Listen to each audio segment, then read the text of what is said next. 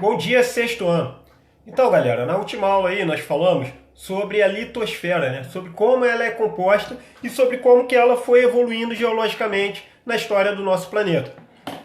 Então, assim, a superfície do planeta é formada por partes sólidas, né? Os continentes e líquidos oceanos.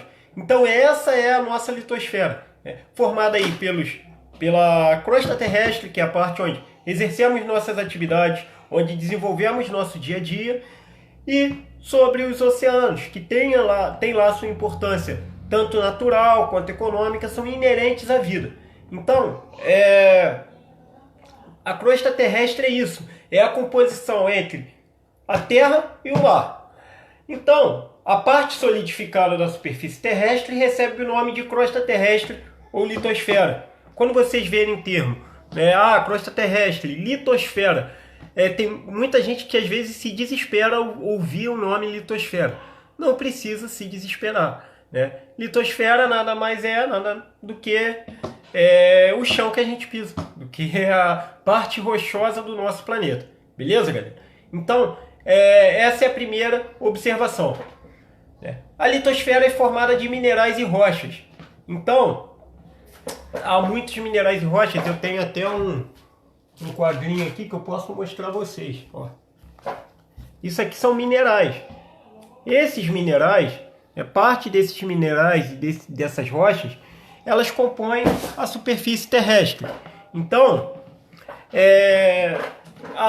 todo o nosso planeta ele é composto por minerais e rochas assim. E cada lugar vai ter uma estrutura química diferente, né? A litosfera não é contínua, apresenta-se dividida em blocos rochosos chamados de placas tectônicas. Esse conjunto de blocos, né, esse conjunto de...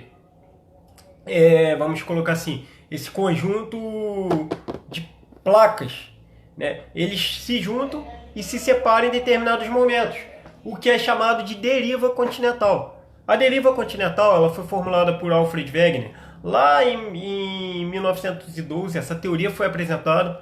Muitos não acreditaram. Foi uma teoria que teve um grande descrédito lá no início do planeta. E o que acontece? Lá no início do planeta, lá no início do século XX, eu estou fazendo confusão aqui. E 30 anos depois, mais ou menos, ele nem era vivo mais quando a teoria foi reconhecida, pela comunidade científica. Então, dá para ver que geralmente teorias elas são desacreditadas no início. É muito difícil. É claro, apareceram evidências também, como o fundo do assoalho submarino, como, por exemplo, a semelhança entre os fósseis, entre os tipos de rocha que eu mostrei a vocês. Então, muita coisa fez com que chegassem à conclusão, de que os cientistas chegassem à conclusão que de fato aconteceu essa deriva continental, que os continentes eles se juntam e se separam em intervalos de tempo. A Terra surgiu há cerca de 4 bilhões e meio de anos e sua evolução foi dividida em eras geológicas. O planeta possui 4 grandes eras geológicas: pré-cambriana, paleozoica, mesozoica e cenozoica. Em cada dessas 4 eras aconteceram eventos específicos. Por exemplo, na pré-cambriana surgem as primeiras formas de vida unicelulares. Lá no oceano se formam os escudos cristalinos, que são os tipos de rochas mais antigos, são as formações geológicas mais antigas que tem no nosso planeta. E é no paleozoico que vai haver uma grande explosão de vida, porque tanto os peixes quanto os vegetais começam a evoluir. Os tipos de rocha vão se desenvolvendo, vão ganhando características próprias, formação de florestas, as eras do gelo. Então, tivemos aí 6 períodos na era paleozoica: cambriano, ordoviciniano, siluriano, devoniano, carbonífero e permiano. São os 6 períodos. E aí vale lembrar vocês também que o tempo cosmológico ele é o tempo que abrange aí a história do universo. É um tempo muito grande, cerca de 15 bilhões de anos. O tempo geológico abrange a história do planeta Terra, como é dito aí no início do material de vocês. 4 bilhões e meio de anos. E o tempo histórico, por exemplo, há 500 anos atrás. Esse é o nosso tempo histórico. Mas diante da história do planeta e diante da história do próprio universo, não são nada. Então são escalas do tempo diferentes. No caso da escala do tempo geológico, é um tempo muito superior ao que a gente pode imaginar enquanto seres vivos, né? É um tempo imensamente grande. Eu não digo incalculável porque é isso aí, é aproximadamente 4 bilhões e meio de anos. Agora, ao longo desse tempo, a Terra passou por diferentes fases, diferentes processos, que aí abrangeram algumas extinções, algumas eras do gelo. Então, em cada momento, a Terra tem características próprias, né? A Era Mesozoica, e aí tem 3 períodos, o Triássico, o Jurássico e o Cretácico. Esses três períodos aí, inclusive muita gente confunde, fala que existiu uma Era Jurássica. Não existiu Era Jurássica, existiu um período dentro do Mesozoico.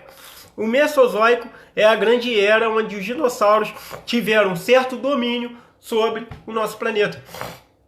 Onde os dinossauros tiveram aí a predominância no nosso planeta. E aí também vem a Era Cenozoica. A Era Cenozoica tem o período terciário e quaternário. Dentro dos principais eventos aí, e vale lembrar também que na Mesozoica houve a divisão da Pangeia, tá?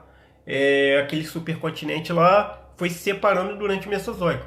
E aí chega o Cenozoico com formação dos atuais continentes, surgimento das aves, formação das montanhas, última era do gelo e surgimento do homem. Né? E aí a última era do gelo e surgimento do homem já no período quaternário, cerca de 1 milhão de anos atrás. Então, assim, o que possibilitou o desenvolvimento, a evolução dos mamíferos foi a extinção dos dinossauros, beleza? Então, essas 4 eras geológicas, elas marcam aí a história do nosso planeta.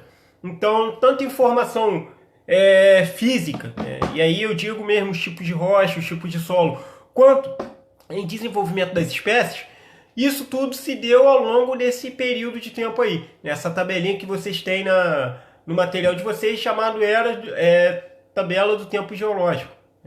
Então, foi basicamente isso aí, né? Esses assuntos que falam sobre a evolução do nosso planeta. E na próxima aula a gente vai dar continuidade a tudo isso. Valeu, galera. Um abraço, até a próxima.